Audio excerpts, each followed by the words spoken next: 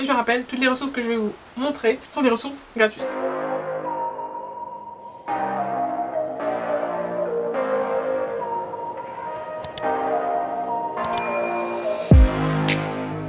Hey, bienvenue sur ma chaîne. Pour ceux d'entre vous qui ne me connaîtraient pas, je réalise plusieurs couvertures de livres dans mon temps libre que je partage dans mon graphic book sur Wattpad, qui sera en lien dans la description. Et comme sur cette chaîne YouTube, j'ai envie de partager une multitude de conseils et astuces, je me suis dit que ce serait intéressant peut-être pour vous qui serez débutants dans la réalisation de couvertures de livres, de vous partager avec vous quelques ressources utiles quand on débute dans la réalisation de couvertures de livres. Alors moi j'ai une histoire particulière avec la réalisation de couvertures de livres qui remonte presque à mon enfance. Je l'évoquerai sans doute ici sur ma chaîne YouTube, mais voilà. Si ça vous intéresse d'ailleurs, n'hésitez pas à me le dire en commentaire. Et donc, ceux qui ont déjà vu mes précédentes vidéos doivent savoir que j'utilise Photoshop, mais à mes débuts de réalisation de couverture, j'utilisais totalement d'autres ressources. Et donc, je me suis dit que cette vidéo pourrait être utile pour toute personne qui rechercherait des ressources gratuites pour débuter dans la réalisation de couverture de livres. Parce que moi, à mes débuts, je n'utilisais pas Photoshop. Avec cette vidéo, j'espère que vous vous rendrez compte que vous n'avez pas forcément besoin d'investir énormément pour commencer à acquérir une compétence particulière. Il y a de multiples ressources gratuites disponibles. Si vous voulez débuter, vous entraîner, essayez de voir si c'est pour vous ou pas de réaliser des couvertures de livres, parce que ça peut être aussi un peu frustrant de temps à autre quand on n'arrive pas à faire ce qu'on veut, ce qu'on a en tête. Les plus grands dans n'importe quel domaine ont commencé tout petit, donc c'est normal de commencer avec ce qu'on a et ensuite de pouvoir upgrade et payer un logiciel. Mais il y a tellement d'applications, de choses possibles que parfois on peut se retrouver complètement submergé par le nombre de possibilités. Et du coup, j'espère aussi qu'avec cette vidéo, je pourrai vous donner à peu près la base de ce que vous pourriez utiliser pour commencer à réaliser des couvertures de livres. Première ressource possible, PicsArt. Alors PicsArt, je ne sais pas si vous connaissez, mais c'est une plateforme d'édition d'images. Donc en gros, sur cette plateforme-là, vous pouvez faire de multiples choses. Le grand avantage de cette plateforme, et qui fait que j'utilisais beaucoup à mes débuts d'ailleurs, c'est que elle propose une multitude d'images libres de droit déjà sur la plateforme.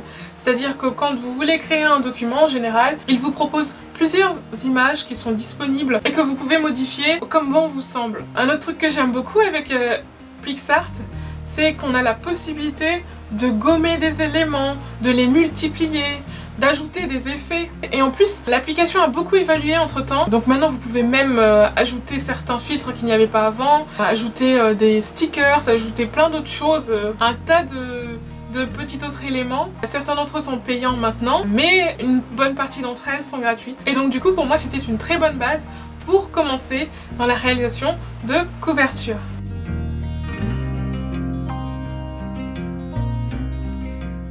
Mais vraiment le gros plus de cette plateforme pour moi c'était le fait qu'il y ait déjà des images libres de droit disponibles directement dessus.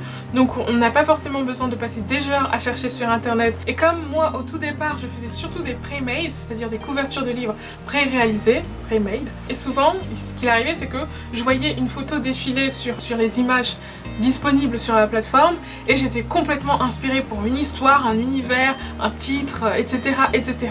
Et donc cette application là me permettait aussi de stimuler ma créativité. Et même là pour cette vidéo, j'ai retéléchargé l'application pour y rejeter un œil et j'ai retrouvé cette stimulation de la créativité d'un coup comme ça. Je me suis dit waouh, je pourrais faire une couverture comme ci, comme ça, comme ça. Enfin bref. Je recommanderais cette application à toute personne qui débute, même si elle a beaucoup changé entre temps, dans le sens où plusieurs choses sont devenues payantes, mais malgré tout, il y a quand même beaucoup de choses que vous pouvez faire toujours. Et je sais pas si je ferai un tutoriel sur PicsArt parce que je l'utilise plus trop, mais si vous voulez un tutoriel, dites-le moi en commentaire. Peut-être ça pourrait être intéressant pour vous, je sais pas. Je pense que si j'en fais, ce sera super précis, du type comment superposer deux images ou comment créer tel effet, enfin je sais pas. Deuxième ressource que je recommanderais pour ceux qui débuteraient dans la réalisation de couverture de livres, c'est l'application FontCandy. Alors FontCandy, c'est une application qui propose une multitude de polices, c'est-à-dire typographie. Et moi j'aimais beaucoup l'utiliser parce que même si sur PicsArt on pouvait aussi ajouter des textes, je trouvais qu'il y avait plus de choix et plus de polices gratuites qui se démarquaient sur l'application FontCandy. Donc je vous montrerai, je ferai une petite illustration.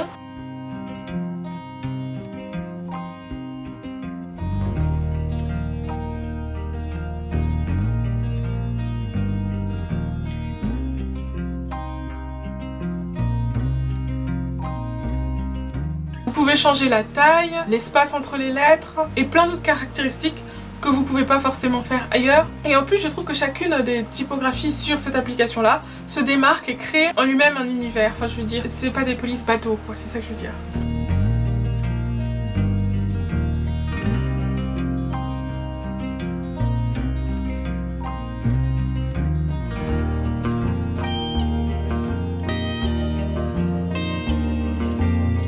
Dans la même lignée, l'autre ressource que je vous proposerai, c'est l'application Fonto. C'est encore une application qui permet d'ajouter du texte à une image. Et moi, ce que j'aime le plus dans cette application, c'est regarder les polices déjà faites.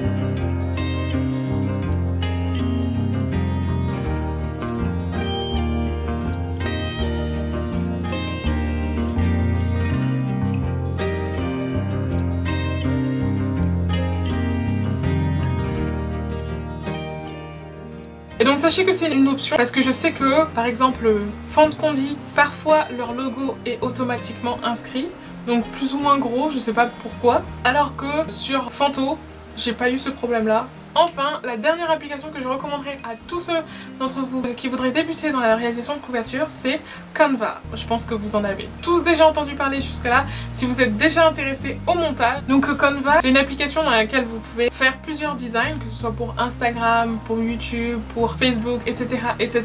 Et ce que vous ne saviez pas forcément, c'est que sur Canva, vous pouvez aussi choisir les mensurations exactes de votre support, et donc choisir d'ajouter une photo, un titre, etc. etc. Et l'autre avantage aussi avec Canva, c'est que vous avez des images déjà disponibles sur la plateforme, un peu comme PixArt. Et en plus de ça, vous pouvez ajouter des stickers, vous avez des modèles pour vous inspirer. Donc je pense que c'est le grand avantage de cette plateforme là, c'est que vous avez des modèles un peu de ce que vous pourriez faire. Même si c'est pas orienté couverture de livre, si vous avez un style en particulier, vous aurez une sorte d'inspiration.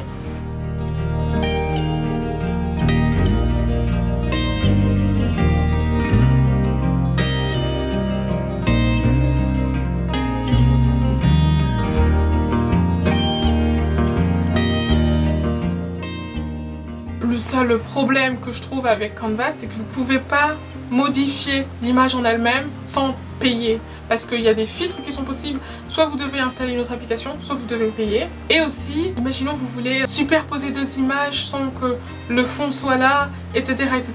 Ça vous pouvez pas le faire, enfin, il doit y avoir une manière de le faire, mais c'est plus compliqué ou alors payant. C'est pour ça que moi je le mets en dernier. Mais je sais qu'il y a une multitude de tutoriels sur YouTube où les gens expliquent comment faire une couverture de livre sur Canva. Donc je pense que ça peut être une bonne ressource pour ceux d'entre vous qui veulent réaliser des couvertures de livres. C'est pour ça que je l'inclus dans ma liste. Voilà pour cette vidéo, j'espère qu'elle vous a été utile. Si vous avez envie que je partage d'autres astuces ou conseils en lien avec la réalisation de couvertures de livres, dites-le moi en commentaire. Je serais ravie de faire une vidéo dessus. Ça peut être un truc tout bête du type comment réaliser le PNG d'une image gratuitement. Pour ceux qui ne savent pas, le PNG en général c'est quand on enlève le fond d'une image. Ça peut être des trucs comme ça. N'hésitez pas à être précis dans vos questions parce que du coup je pense qu'avec ce format là je ferai des vidéos plus courtes avec une question précise et en lien avec la réalisation de couverture de livres pour vous aider un peu plus. Enfin bref, si cette vidéo vous a plu, n'hésitez pas à mettre un pouce vers le haut et à me le faire part en commentaire. Si vous voulez plus de contenu de ce genre là, n'hésitez pas à vous abonner pour ne rien rater. De mon côté, moi je vous dis à bientôt dans une autre vidéo. Bye!